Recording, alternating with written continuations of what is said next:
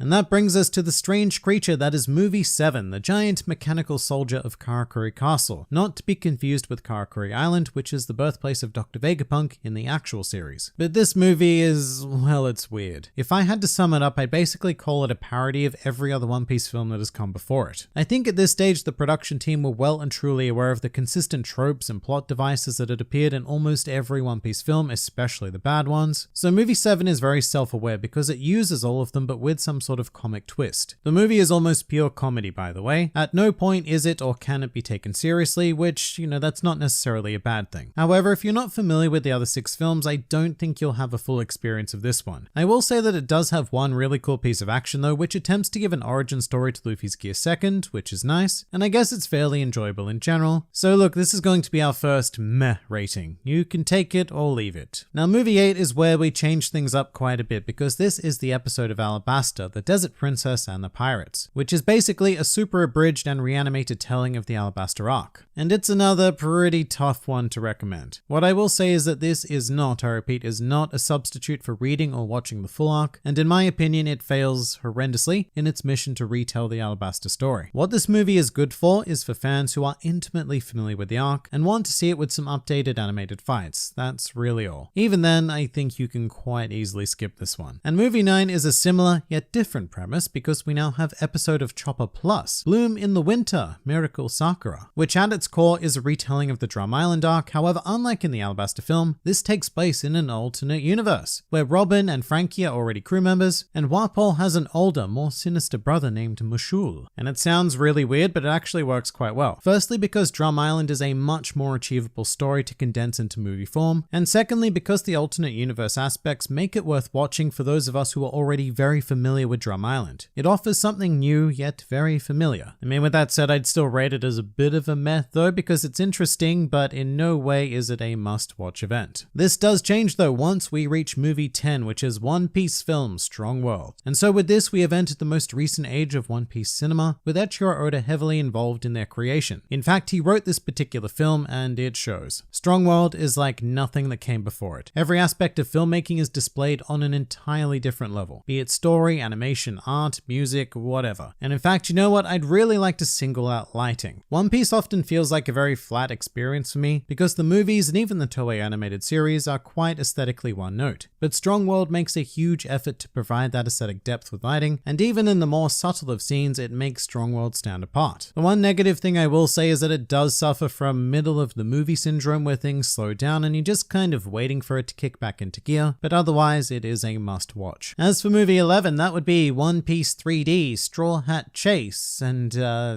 don't bother. It's a 3D CGI meh fest that's only here by technicality because it was released in cinemas paired up as a double feature with Toriko's 3D film. The full thing is also really painful to find, and it's just not worth the time. Not worth the time to find and not worth the time to talk about, so we're moving on to movie 12, which is One Piece Film Z.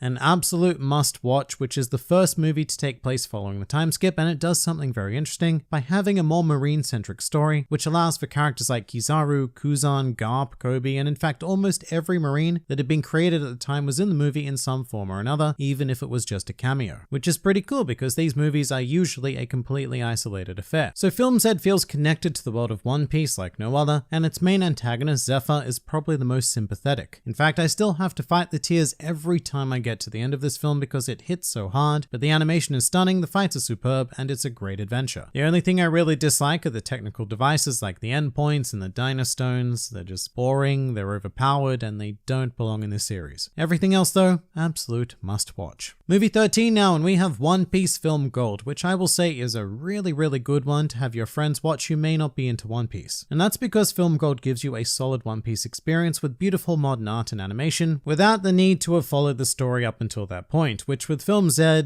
you definitely needed to know what was going on in the One Piece world. Gold is just plain fun though. It's a heist film with a strong casino aesthetic, a ton of interesting villains, and I must say it holds a special place for me because it was the first One Piece film I saw in cinemas. It's definitely not perfect, but it does everything it needs to do, so it's a must-watch. And finally, we have the most recent film, One Piece Stampede, and this, confusingly enough, is either a must-watch or a do-not-watch under any circumstances. And that's because Stampede is what we would call an all-star film, which say Avengers Infinity War and Endgame, they could be called all-star films, although they're done much, much better, and with like 20 other movies of setup that Stampede did not have. Stampede takes an extraordinary amount of canon characters and throws them together in a single setting, being the Pirates Festival, which is concocted by a former member of the Roger Pirates for the very boring motive of fighting and killing the world's most powerful people, who, just as a side note, most of the world's most powerful people don't even show up. But anyway, One Piece Stampede is action porn, plain and simple. Most of the movie is fighting, like an extraordinary amount. I'd say 70, maybe even 80% of it is just fighting, and that can be exciting, but do not expect a story, do not expect a memorable main antagonist, certainly do not expect a memorable secondary antagonist, and finally, do not expect a satisfying ending to all of the madness that was created. However, I would very much recommend watching Stampede with a group of friends. I was lucky enough to see the Australian premiere of it with like 700 other people in a theater, and it was one of the greatest experiences I've had with this series. And that was all because of the people around me cheering when new characters appeared or fought. But you will not get that alone. Stampede is not a film. I would call it an event. Something to be experienced, but you're better off not treating it as a movie. And definitely do not try to show this to someone as their very first experience of One Piece. And that pretty much does it for the One Piece films you should and should not watch. But what do you guys think?